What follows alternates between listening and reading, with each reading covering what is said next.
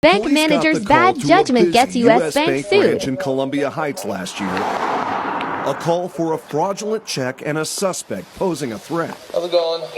This is how they found 23-year-old Mississippi native Joe Morrow sitting in a chair in the bank manager's office, leaning back with his hands folded. Police blurred out branch manager John Asquith, as state law requires, because he did not want us to see or hear him in the video. Morrow wanted everyone to know what happened. I just got through working like 12 hours, I think. His job at UNFI, a grocery supplier better known as Super Value in Hopkins. Closer to home, Morrow stopped here at U.S. Bank in Columbia Heights to cash his paycheck for $900. Despite having an account, that simple transaction was anything but. They was all looking at me and just staring at me. And then looking at the check, then staring at me again. I'm like, now I'm already knowing like what they thinking, the check fake. The manager, he came over and said, "Joe Morrow, your check fake." And I said, "What?" He said, "You people are always coming in here with fake checks." Who do you think he meant? I work there, bro. And I'm a recruiter too, bro. Morrow continued pleading his case with Police Sergeant Justin Pletcher in the room. Morrow's claim immediately met with this warning. Joe, I need you to calm down, first of all, okay?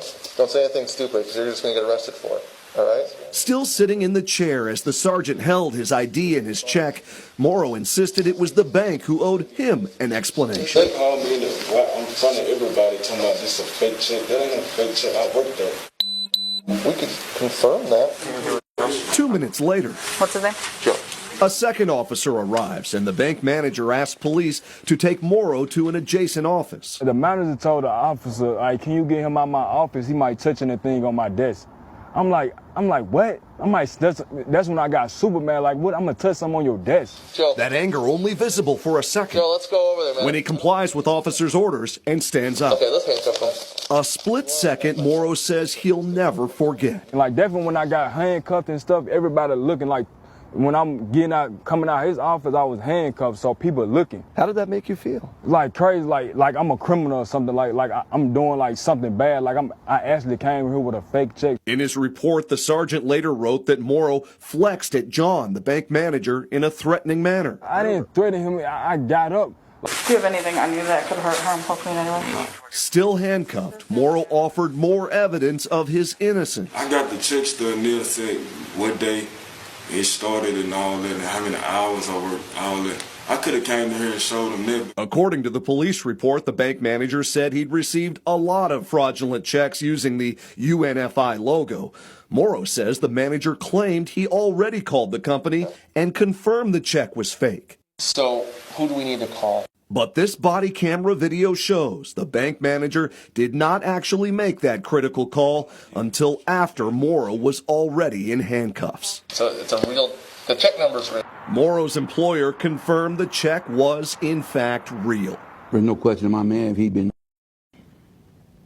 this would never happen. 5 Investigate showed the video to a community leader. Are you seeing that okay? I am. The founder of a nationally recognized implicit bias training program for police. But this is Minnesota. This is not who we are. And University of Minnesota professor Samuel Myers Jr.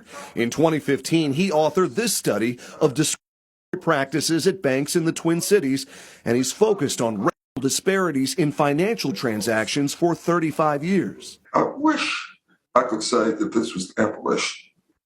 I wish we could say that this was an outlier, but it happens a lot. Myers, who is deaf, So this is it here.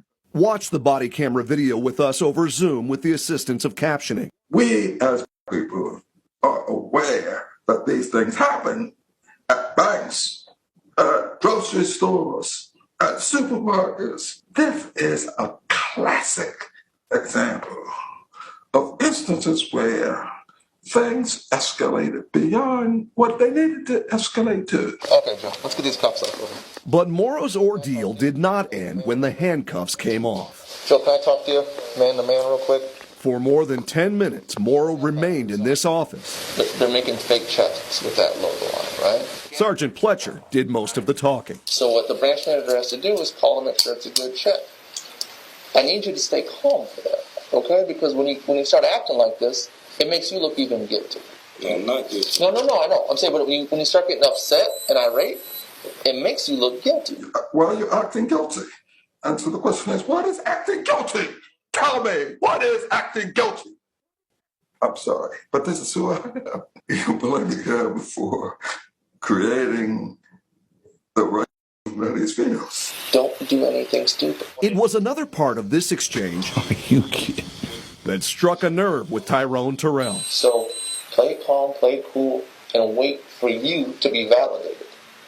Okay? Oh my God. The former director of the St. Paul Department of Human Rights and the president of the African American Leadership Council says the sergeant's choice of words matters. Wait to be validated. That's 450 years of history. Do we got to still wait for America to validate us? Come on.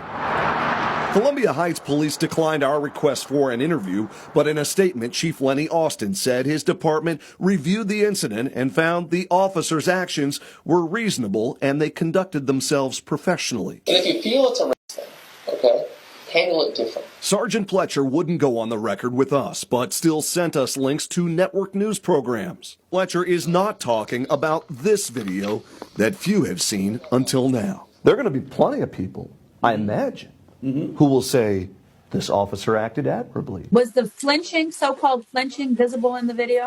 Well, I'll take you back to it. Lori Friedel is a professor at the University of South Florida and the founder of the Fair and Impartial Policing Training Program. I did not discern anything in the video that showed Mr. Morrow as being threatening.